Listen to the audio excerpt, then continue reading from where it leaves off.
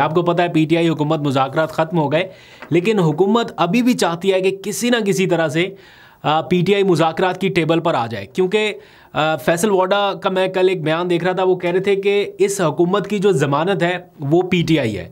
अब पीटीआई कैसे ज़मानत है, किस सूरत हाल में ज़मानत है, शायद अगर पीटीआई मुज़ाकरात की टेबल पर बैठे और कोई ना कोई आउटकम निकले, उस सूरत में हो सकता है कि पीटीआई से जितनी देर तक एंगेजमेंट रहे तो ये एक गारंटी के तौर पे चलती रही कि जनाब हुकूमत को अब कोई मसला नहीं है क्योंकि पीटीआई ऑन बोर्ड है या उनको इंगेज किया हुआ है। तो जैसे ही ये मुज़ाकरात ख़त्म हुए हैं ना, तो हुकूमती कैंप में एक पैनिक किस्म की सिचुएशन नज़र आई है। मतलब बार बार ये आवाज़ें सुनाई देती हैं हमें हुकूमती कैंप से कि पीटीआई आए, बैठे, मुज़ाकरात में बैठे। यानी मुसलसल ये कोशिश हो रही है कि पीटीआई को किसी न किसी सतह पे मुज़ाकरात के लिए इंगेज रखा जाए, बातचीत का ये दरवाज़ा जो खुला था ये बंद ना हो। इसीलिए एक कमेटी के बाद अब दूसरी कमेटी की ऑफ़र कर दी गई है। पहले हुकूमत पीटीआई मुज़ाकराती कमेटी थी, अब हाउस कमेटी की पेशकश की है और ये पेशकश खुद वज़ीर आज़म की जानिब से सामने आई है। काबीना इजलास के दौरान ये कहा गया कि हमने पीटीआई को मुज़ाकरात के लिए साजगार माहौल फ्राहम किया था, लेकिन ये खुद भाग गए। अब अपने गिरेबान में झांकें, इन्होंने खुद 2018 में कमीशन बनाने की बजाय हाउस कमेटी बनाई थी और हमने उसको एक्सेप्ट किया था उस वक्त। तो आज वो कह रहे हैं कि हम हाउस कमेटी बना देते हैं, हम पीटीआई को दावत देते हैं कि आए, बैठे, मुज़ाकरात करें और हमारी हाउस कमेटी की जो पेशकश है उसको कबूल करें। फिर वो कहते हैं कि अगर 2024 के इंतखाबात के ऊपर बात करनी है तो इस हाउस कमेटी में करें, 2018 के इंतखाबात के ऊपर भी कर लें, 26 नवंबर के धरने पे भी करें, 2014 के धरने पे भी करें। तो हाउस कमेटी जो है वो पूरा जायज़ा ले ले और अपनी रिपोर्ट पेश कर दे। हम सिद्ध के दिल से मुज़ाकरात के लिए तैयार हैं। इस पेशकश के कुछ ही देर के बाद पीटीआई का पहला बाज़ाब्ता रद्द-ए-अमल जो है वो आ गया और उन्होंने इस पेशकश को कर दिया मुस्तरद। और बल्कि हामिद रज़ा का मैं स्टेटमेंट देख रहा था, वो कह रहे हैं कि अगर 2014 के धरने तक जाना है, मतलब पीछे की तरफ जाना है, तो फिर हम असगर खान का जो केस था वो वाला भी खोलेंगे, फिर उस तरफ भी आ जाए। तो मुझे लगता है दोनों तरफ से जिस तरह से बयानात आ रहे हैं, ये अब कमेटी से और मुज़ाकरा से कुछ भी नहीं निकलने वाला। क्योंकि जिस तरह से एक बार मामला इनिशिएट होके जिस तरह से उसका एंड हुआ है, अब लोगों को उस तरह से उम्मीद नहीं रहेगी कि कुछ निकल सकता है। बहरहाल देखते हैं कहाँ तक ये मामला जाता है। अब ज़रा आ जाइए इमरान खान के अपनी ही पार्टी में जारी क्रैकडाउन के ऊपर थोड़ी सी बात करते हैं।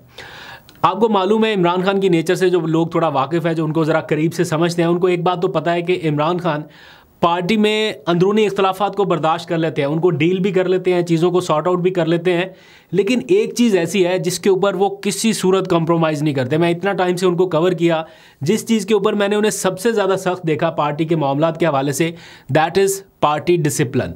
और जो पार्टी की डिसिप्लिन की खिलाफ वर्जी करे, इमरान खान उसे पहली फुर्सत में पार्टी से बाहर करते हैं या अपने से कम दूर कर देते हैं। वो बाद में कभी आए पार्टी में वापस तो किसी और मामले पे आ सकता है, लेकिन वो वाला मामला उसका फिर भी नहीं रहता। तो इस सारे इशू के ऊपर आपने देखा शेर अफजल मरवत के हवाले से उनकी बार बार डायरेक्शंस। अब मुझे लगता है कि आगे जो उनके साथ होगा वो वही हिदायत के मुताबिक होगा जो इमरान खान साहब दे चुके हैं। शुरुआत तो उनसे हुई, फिर 26वीं आईनी तरमीम के तहत भी कुछ लोगों को हमने देखा जिनको शोकाज नोटिस जारी किए गए कि इन्होंने पार्टी डिसिप्लिन को वायलेट किया और महफूज मकामात पर नहीं गए, उनसे कम्युनिकेट नहीं हो पाया। इवन शाहजैन कुरैशी तक को भी शोकाज नोटिस हुआ। उसकी भी बड़ी दिलचस्प कहानी है, बड़ी दिलचस्प तफसीलातें कभी जिक्र करूँगा टाइम हुआ तो।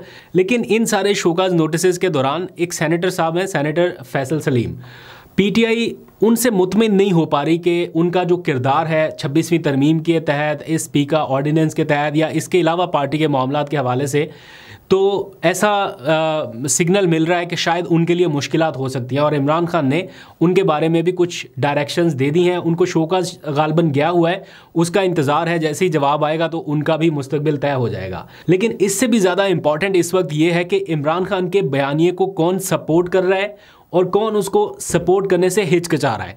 इसका जो गेज रखा गया है बेसिकली वो इमरान खान का ट्विटर अकाउंट है। उनके ऊपर होने वाली पोस्ट को कौन रीट्वीट कर रहा है, कौन उसके ऊपर बात कर रहा है, कौन टीवी टॉक शोज़ में उसको प्रेजेंट कर रहा है, इन सारी चीज़ों को खामोशी से चुपके गेज किया जा रहा है। ये पार्टी के अंदर कोई ऐसा नहीं है कि कोई बहुत सख्त मॉनिटरिंग हो रही है, लेकिन सारे के सारे कहीं ना कहीं किसी एक के रेडार पर हैं जो बहुत खामोशी से इन सारी चीज़ों को नोट कर रहा है और इमरान खान तक ये बात जा रही है।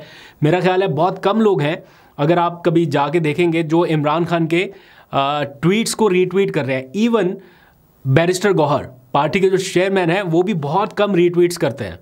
तो इसके अलावा और भी बहुत सारे लोग हैं, उनकी अपनी अलग वजूहत हो सकती है, वो इमरान खान को खुद ही बताएं।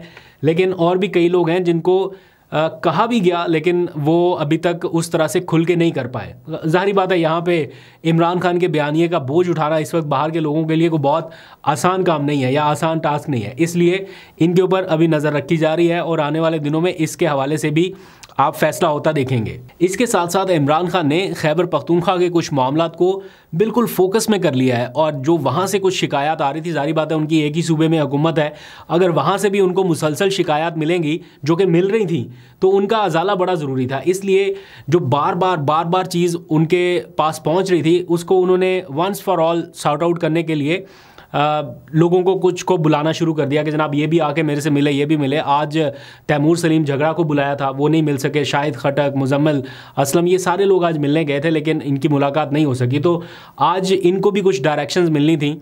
फॉर एग्ज़ाम्पल तैमूर सलीम झगड़ा, इनको अहम जिम्मेदारी मिलने का इम्कान है और अगर तैमूर सलीम झगड़ा को आने वाले दिनों में कोई पोर्टफोलियो या कोई अहम जिम्मेदारी मिलती है तो इसका मतलब ये समझ लीजिए आप कि इमरान खान इतनी देर तक जिस चीज़ को रोकने की कोशिश कर रहे थे अब वो मामला नहीं रुका, जिसके बाद उन्होंने ये इकदाम लिए हैं। इसके असरात आपको आने वाले दिनों में ज़रूर नज़र आएंगे।